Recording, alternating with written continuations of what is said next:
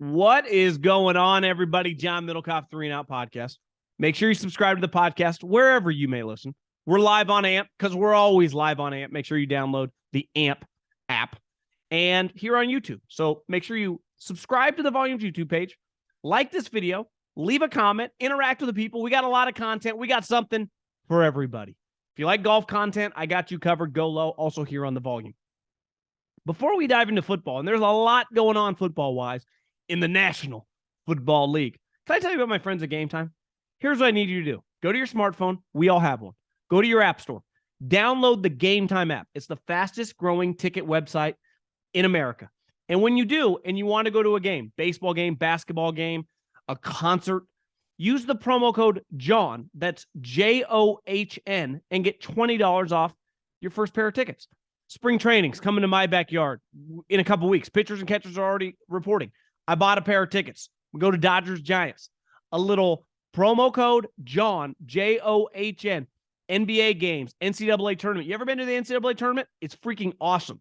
It's a traveling circus all around the country. So wherever you live, concerts, you want to go see your favorite act live, use the promo code JOHN, JOHN at Gametime. Download the app. Very, very easy to use. Catch you covered. Football's over now. So you got to get out. Take your girlfriend, take your dad, take your son, take your daughter, go have a good time. Do it on me. If you're going to go to an event, use the promo code JOHN, get $20 off. I thank you to everyone that has used it and will continue to use it. You guys are good people. Let's start with Nick Sirianni and the Philadelphia Eagles, who, I got a little stat for you, became the first team to lose both coordinators since the 1994 San Francisco 49ers, my personal favorite team of all time. Mike Shanahan, Ray Rhodes. Mike Shanahan went to the Denver Broncos. Ray Rhodes went to the Eagles.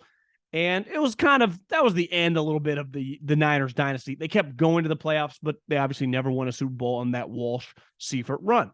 So it's not very often that a team loses both coordinators. When I saw that, I was like, it's been almost 3 decades for that to happen. It's pretty crazy.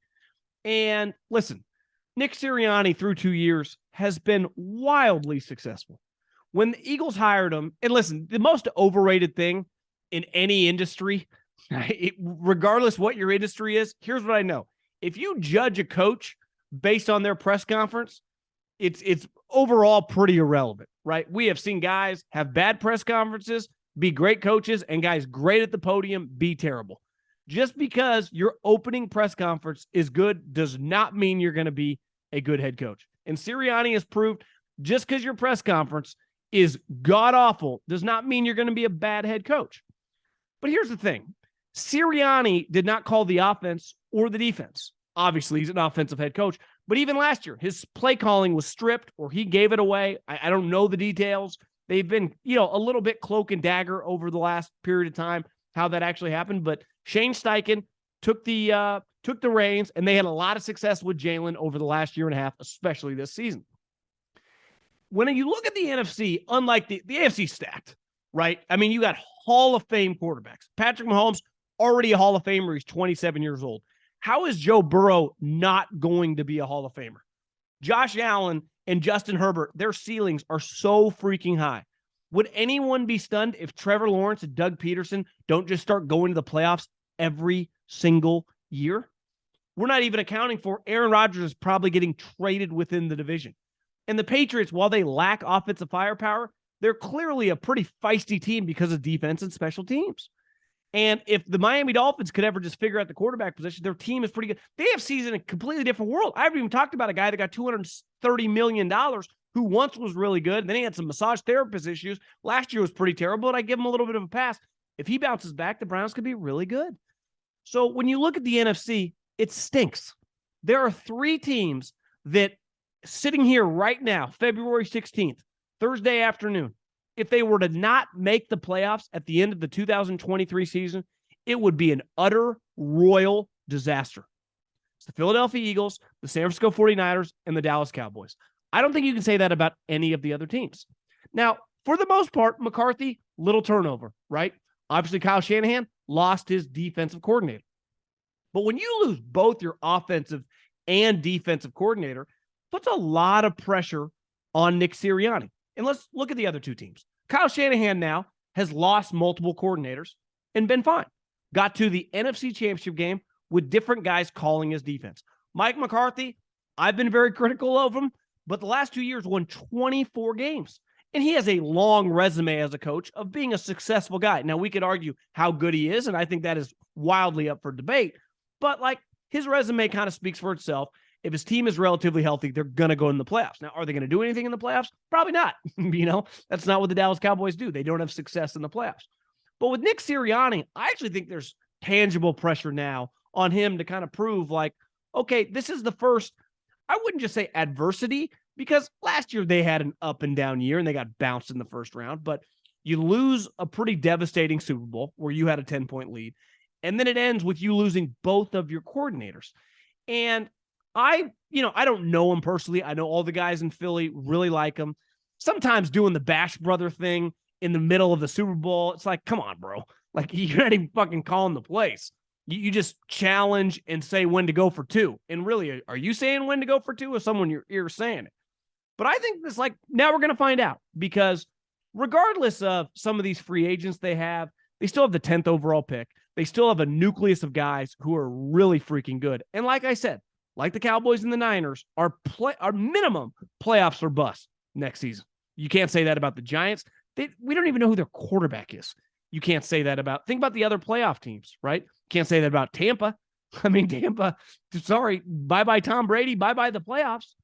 The Packers, Aaron Rodgers not going to be there anymore. The Lions, they can't say that. So the Minnesota Vikings, their defense is horrendous. If you tell me next year they lose all those 1-point games and they're a 9-win team again, I think that's very believable. So I'm very fascinated to watch this Nick Sirianni situation, just with some legit pressure now on him, the bullseye on his back, how he handles it. Because they got to be a little bit of, I wouldn't say the underdog, because as the season went on, it was clear they were one of the better teams. But now there's tangible pressure. Can you rattle off another 13-win season? Can you do this? Can you just replace your two coordinators and not skip a beat? We're about to find out. One story I saw this week, and listen, sometimes depending on where the story comes from, we judge the merit of that story, and that's fine. And I understand every one of us have different relationships with different people in the media, quote unquote reporters, right? If they have put things out there that piss you off about your team or they've been wrong, it's part of the business. But Jason Lockenfora, you could say has a checkered history with some of the things that he throws out there, said that there are GMs in the league who believe the Chicago Bears are going to trade Justin Fields. One thing that bothers me a lot in pro sports is when a story comes out that so-and-so team or so-and-so free agent is having talks with whoever, right? They have met with these three teams. Bullshit, they already have a quarterback. Why would they talk to him? The business these people are in are talking to everyone and uncovering everything. That is their job as a GM, especially when you're on a terrible team. And right now, the Chicago Bears, and let me preface it by saying this, I am not anti-Justin Fields. I love Justin Fields coming out. I thought he was clearly the second best prospect in his draft behind Trevor Lawrence. I thought he was in a different universe than Mac, Trey Lance, and Zach Wilson. Somehow Trey Lance and Zach Wilson went above him. I think that's crazy. But here's a reality. What you think about someone coming out of college and then what you think about them a couple years later, it should change. I never understand on the internet why people are like, that take aged poorly. Well, yeah, I said it 6 months ago. Things have changed. I have 80 grand into a couple stocks that are now worth about 20. You think I would like to invest my money in different places if I knew where it was going? Of course I would. Welcome to life. These things are fluid. Now, I'm not anti-Justin Fields because I always bet on big, strong guys with big arms who, when I know, because I don't know these guys, but I lean on my scouting buddies that go, high character guy, hard worker.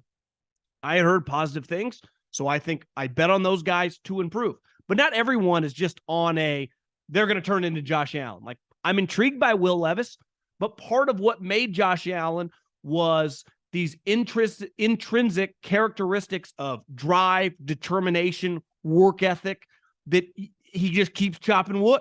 He just keeps swinging. when you're not looking. Like right now, he's working out or throwing. I don't actually know if he is, but the only way you improve to the levels in which he improved the first couple of years were doing the dirty work, right? The reason Patrick Mahomes keeps getting better is because he works right now. Well, not actually right now. He's probably hungover because they had their parade yesterday. But when you're not looking, when we don't have the TV cameras on them, when the season is not going, like the reason Brady and Manning. So part of why I bet on Justin Fields, because I thought he could become a top, 15-ish passer. And then when you have that level of arm strength and you have that athleticism, you can become a top 10 player. But so far through a couple years, I think that's very much up for debate. Now, in fairness to him, the Bears made a horrific trade this year. They traded their second-round pick for Chase Claypool. That's awful business, and the easiest trade the Pittsburgh Steelers will ever make. But I do not fault Ryan Poles and Matt Eberflus, I got you Bears fans, for doing their due diligence. Because part of their job when you suck is to look at every single avenue of what are our options. That's the business they're in. This isn't about feelings. This is about doing what's best for the team. Now, is there a quarterback in this draft who you believe is going to be better than Justin Fields? Because if there is, you 100% trade him. Because right now, Justin Fields, because he's on his rookie contract and his value, because of all these moving parts, what if Lamar Jackson is traded? Well, wouldn't he make immediately a lot of sense for the Ravens? Immediately. What if other GMs that just took over, let's say, or other GMs that have, opportunity at quarterback, Seattle, the Giants, once upon a time loved Justin Fields? What if Brian Daboll was like, I've always been very, very intrigued? What if they would trade you a first-round pick, maybe 2 2s and a 3? Like, you're not getting multiple ones for a guy who has questions throwing the ball, but let's even reverse it. When the season ended, they asked Ryan Poles, what does Justin Fields need to work on? He said throwing. Like, I'm sorry. Like, after that comment, I take it that trading him once they have the number 1 overall pick is definitely on the table. So get ready. These rumors, whether they actually have merit, this specific one, like GMs believe he's going to get traded, it's coming. They are going to have conversations. One, they wouldn't be doing their job. Like, he's not Trevor Lawrence or Andrew Luck, right? How many quarterbacks truly, if someone's like, hey, I'm interested in Dak Prescott, I'm interested in Kyler Murray, I'm interested in Kirk Cousins, you don't think those teams are just going to have a conversation? Now, if you call me and say, hey, I'm interested in Mahomes, Allen, Herbert, Trevor Lawrence, it's an immediate hang up, right? Jalen Hurts, hang up, because I'm not upgrading. But most quarterbacks, after 7-8, you're having the conversation, especially with a guy who just was a quarterback who's, you can say what you want about his offense, and listen, it was more than questionable, but his GM doesn't think he's good at throwing. So regardless of what me or you think, the guy that runs the team who did not draft him thinks that's an area that he needs to improve. Just keep an eye on that. I'm sorry. That is, if I was a betting man, I would bet on him getting traded. I would put it at 51-49 that he would get traded. If there were better quarterbacks in this draft, I'd put it at like 90-10. If Caleb Williams and Drake May, if it was next year's class, it'd be a lock. You trade him. You could argue like, Bryce Young, small in Chicago, but he's a better player than Justin Fields. Like, I like Bryce Young coming out of college more than Justin Fields. I don't even think it's close, but I like Justin Fields' size and athleticism and speed more. But ultimately, if speed and power is your best attribute at quarterback, not ideal, right? Ultimately, why Lamar Jackson, we thought we kind of started buying into him after he won the MVP, he started throwing it much better. Something to keep an eye on. I saw this tweet. I don't usually do this, but it kind of got me worked up because we saw Jonathan Gannon got the Arizona Cardinals job, and Shane Steichen, the 2002 Sacramento Bee High School Player of the Year. I always root for guys from Northern California, though. When you Google Shane Steichen, or you just look at his introductory press conference, I am older than him. I was born in 1984. He was born in 1985. But he's kind of got this like 2010 Nick Cage look, where his hair's receding. Looks like he hasn't seen that much sun lately. He definitely doesn't eat that much. Tall, skinny. He looks much closer to 50 than he does 37. Looks very old for 37. Jonathan Gannon, on the other hand, looks his age. He's 40. Good looking, also receding hairline, but looks much younger. Now, Shane Steichen, from a head coaching perspective, was the play caller and definitely the guy that helped Jalen Hurts become an MVP candidate. Not debatable. When you're the offensive coordinator for a guy who sucks 2 years ago and then becomes an MVP candidate by the end of your run, you get a lot of credit, and rightfully so. Jonathan Gannon, on the other hand, just got absolutely clowned in the Super Bowl. Though I don't even judge him for that. A lot of great coaches have had devastating moments, especially young ones, in the Super Bowl as a coordinator versus coordinator, right? Kyle Shanahan has had it. Sean McVay had it against Bill Belichick. Of course, Andy Reid is going to work Jonathan Gannon. Like, that's not surprising to me.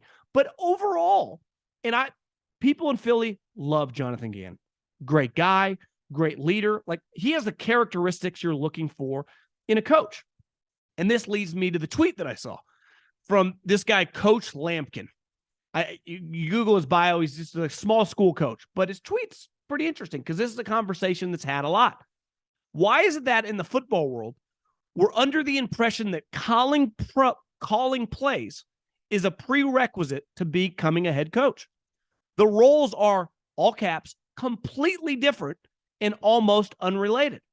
While there is some truth to that, being the head coach is about much more than calling plays.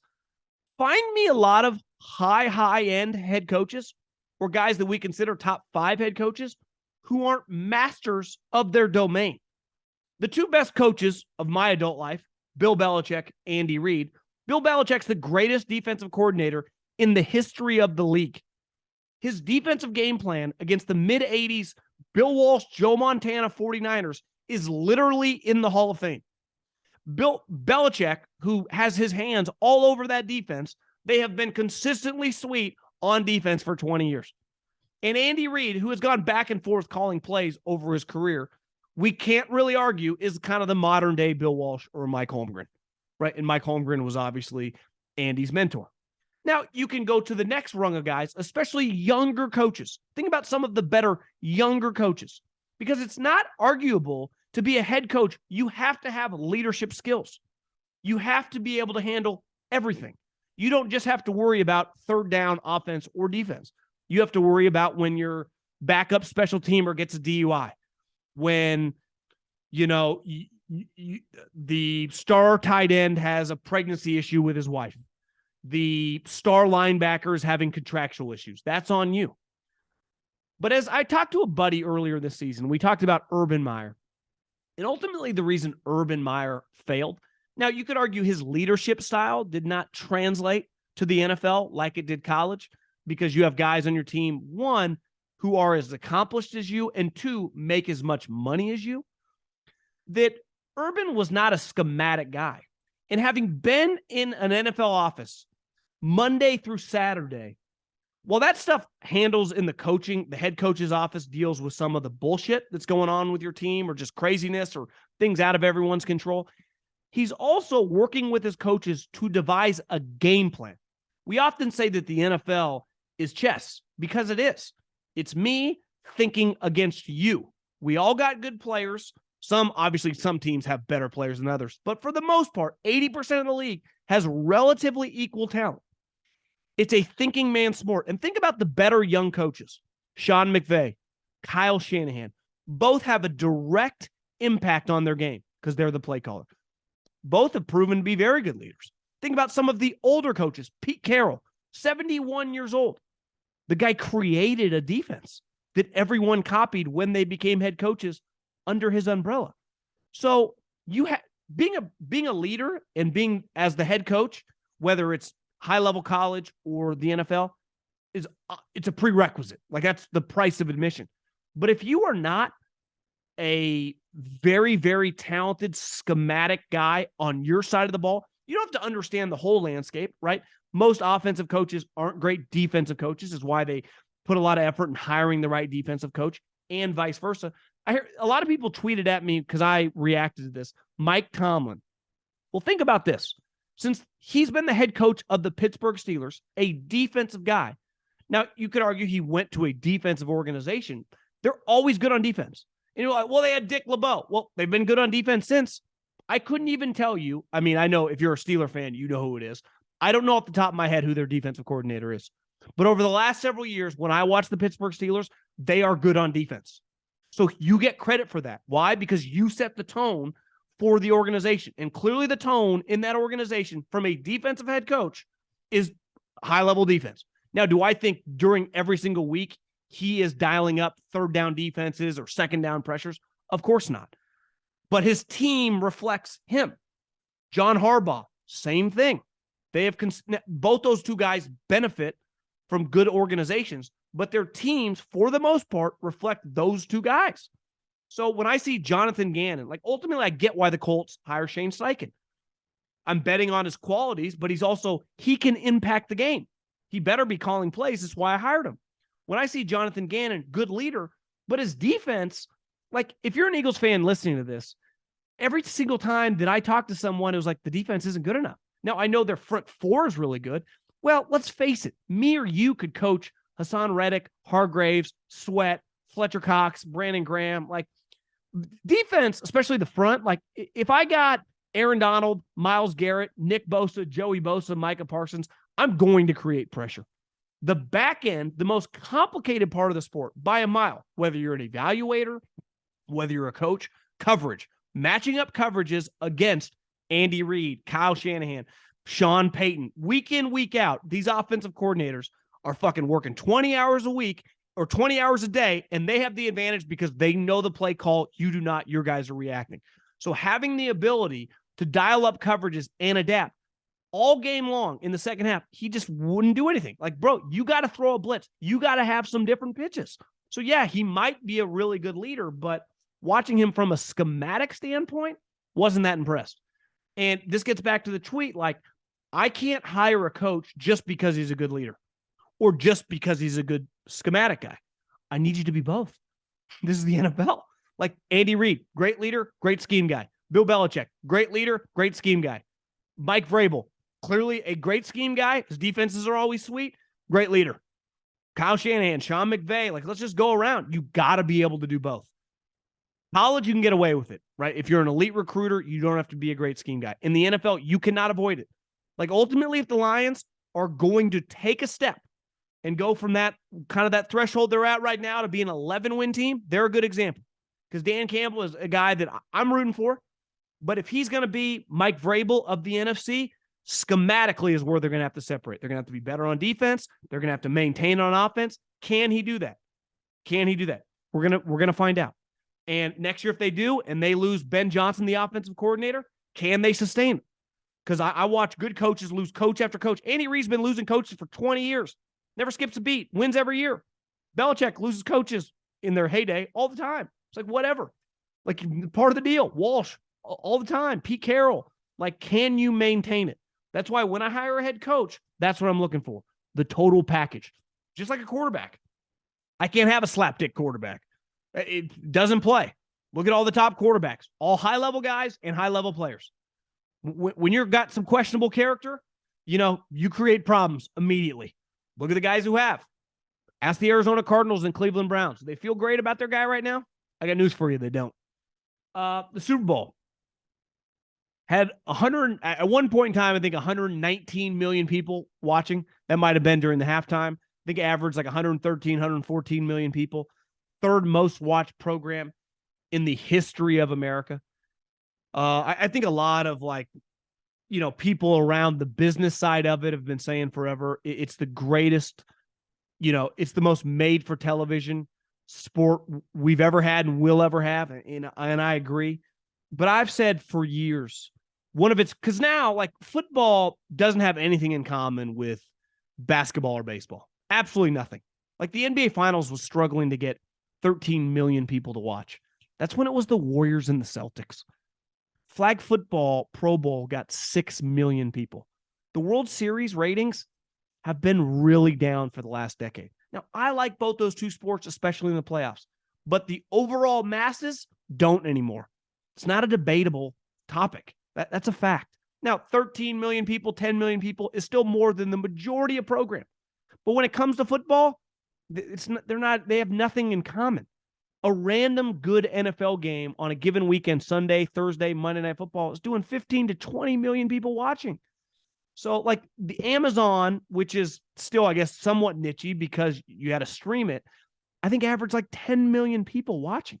So when you look at the Super Bowl, football, I've said forever, this is not going to last all my life, right? Because when I was a kid, or I'm not even a kid, when I was born in the mid-'80s, the number one sport in America was baseball and had been for a long period of time. And then society changed and they kind of got left behind. The NBA in the 90s, it couldn't have been bigger. Michael Jordan had the NBA as big as the NFL. It was fucking massive. 20 years later, no one plays. Clearly some political stuff, a lot of different variables. It's not even close to as popular. Under Adam Silver's watch, since 2014, they've lost half their audience. And the NFL, one of its greatest attributes, when you can, all the BS on the outside of just talking about sports, it's once a week. It's the easiest thing to consume, right? Baseball is every single day.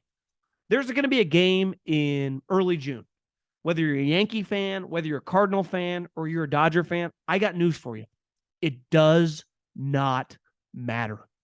In the NBA, star players literally skip just 10, 15 games because, feel like it, kind of tired. The sports scientist said, like, take it off, be good for you. I feel fine, but they say just take time. In football, the best player of his generation, now it was a playoff game, screamed at his head coach, I'm not leaving. And think about this as a football fan, whether you like the Texans, whether you like the Vikings, or whether you like the 49ers. When you pay for a ticket to a regular season game, and every game in football matters, you know for a fact that if a guy can play, if he's 80%, he's playing. And if he's not playing that given week, you're never mad because you know, yeah, he's really hurt, man. Can't walk, can't move, shoulder wouldn't work. Yet you go to these other sports like, well, he just needed a day off. They played 17 straight days in baseball. We had to give him a day. Very understandable. He's a catcher. He's tired. In basketball, you're like, I bought tickets to watch Steph Curry play Giannis. Like, they're both sitting tonight. Not Giannis. He actually plays a lot, but the Warriors. And then Steve Kerr will be like, it's the shitty part of the business. Shitty part of the business? You mean you guys not playing your guys for the consumer? And football is the most consumer-friendly sport by a country mile. It's the easiest to consume. It only takes, if you just want to watch your team, 3 hours a week. And two, from a standpoint of, that your team and your coaches, now they might not be good, and your coaches might not be a high-level coach, but he truly cares. And they're doing everything humanly possible every single week to play. Think about that, just to play. Part of baseball, I actually think they do play pretty hard. It's just too much. Like, I can't watch every game. What's crazy is at 38 years old, I used to watch in my 20s and probably even my early 30s, the amount of basketball and baseball games, as well as the same amount of football I watch now, it's just humanly impossible. The moment you get to your mid-30s, your 40s, you have kids, you have other responsibilities, you can't consume that much. And then the moment you realize, like, it's not even worth it. Like, what am I watching this for? And then the curveball is the gambling.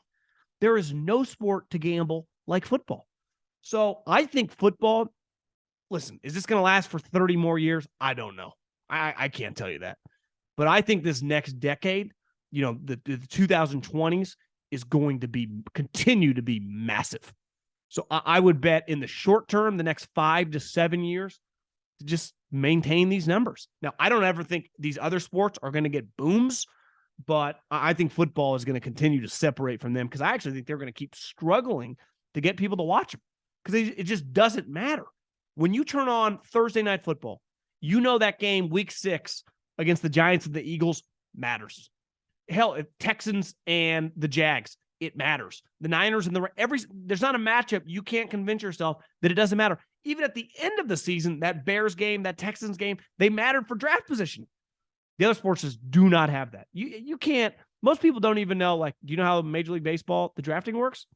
It's based on record, not actually like. I remember the Giants one year made the playoffs but they still drafted a little higher. Now I'm confused. I don't want to screw this up, but it's just confusing. Nothing's confusing about the NFL. Every game matters. Every team, when the season starts, 80% of them feel like they have a chance to make the playoffs. And yeah, football's got a really, really good thing going. A couple other quick things. I read a story that Greg Olsen, because a lot of people have been saying, Greg Olsen was pretty outspoken about how he wanted to keep the number 1 overall seat. And, there's a short list of guys, right? Tiger Woods, Michael Jordan, Tom Brady, that if they wanted a role in the media, whoever had that seat immediately gets fired or immediately gets, demoted. And Tom Brady is just at that level. Is Tom Brady going to be good at calling football? I got no clue. I knew for a fact Drew Brees was not going to be good. No chance. Absolutely none. I got a pretty good feel for this. I shorted that stock immediately last of the year. Tom Brady, I don't have a great feel because he's so competitive. Clearly being a great teammate, like he could be a guy's guy, but sometimes when the camera's on, he can be kind of stiff. I would probably lean he'll under-deliver, but I'm not going to make a living betting against Tom Brady. But if I ran the network, under no circumstance, Greg, you can say whatever you want, and I get you're good. You're fine. You're solid. But you're getting demoted for Tom Brady. But the reason Greg Olsen has been so outspoken is his salary as the number 1 overall guy is $10 million. Rightfully so. Number 1 guy, Fox, doing 20, 30 million people watching all of your games during the regular season, let alone playoff games. It goes down if he goes to number 2. Still good living. Still, a number that 99.9% of people in this world, let alone America, would gladly take the job, to $3 million. So the difference of them hiring Tom Brady is going to cost Greg Olsen $7 million. I get it. I do. But it's the easiest move they'll ever make. Now, is Tom Brady just sitting in the seat forever if he sucks? Of course not. But he's definitely sitting in the seat. It's just welcome to the reality of Tom Brady being one of the most famous people of my life. Another guy that I would have guessed would have been pretty good on TV, yet whenever I watched him was terrible. Now, I'm not a big pregame show guy. They don't really do anything for me. I like College Game Day, but I don't watch for the analysis. I watch more for the entertainment. On Sunday morning, I try to get a workout or whatever because I'm going to sit on the couch for the next 12 hours. So I'm not one to watch. I don't need you breaking down the games. I just don't really care. And I just don't find the shows that good. Too many people talking. Whenever I saw Rex Ryan on TV, I always thought to myself, God, he kind of sucks. Because he was this massive personality. He would talk a lot of shit, but I didn't see it. Now, he's been out of the game for a while on television. Rumors are, based on the interweb, that he could very well be the next defensive coordinator for Sean Payton in the Denver Broncos. That would be cool. Because I think some guys, like Sean Payton was good on TV. The NFL's better with Sean Payton in football, coaching, just like Sean McVay. Would Sean McVay be good on TV? Probably. But the NFL is better off with Sean McVay coaching in the league, especially if his team's good. One thing, watching Rex Ryan, the NFL would be better with Rex in the NFL, not on some studio show that 1 million people are watching and he never says anything that matters. So I hope Rex Ryan is the next defensive coordinator. I think that would be exciting, and that'd be a lot of ego in one operation. Buckle up, Russ, because you no longer are the big dog. There's some big names, and I don't think they're going to give a shit about your feelings. Vance Joseph also talked to the Broncos about the defensive coordinator. The Eagles have reached out to Vance Joseph about being the defensive coordinator. I'm pretty fascinated. I think he'll definitely get a defensive coordinator job. He's well-respected, well-liked around the league. And I've said it forever, a guy like him, the best part about the NFL, it is a great spot to be a number 2. Because a lot like Wall Street and venture capital, if you're the number 2 in some industries, pays $100,000, pays $200,000. In football, defensive coordinators are now making, a guy like Vance Joseph, $3 million. Do you know what Vic Fangio just signed for? My guess would be $5 million a year. $5.5 million a year. That's what these type guys are making.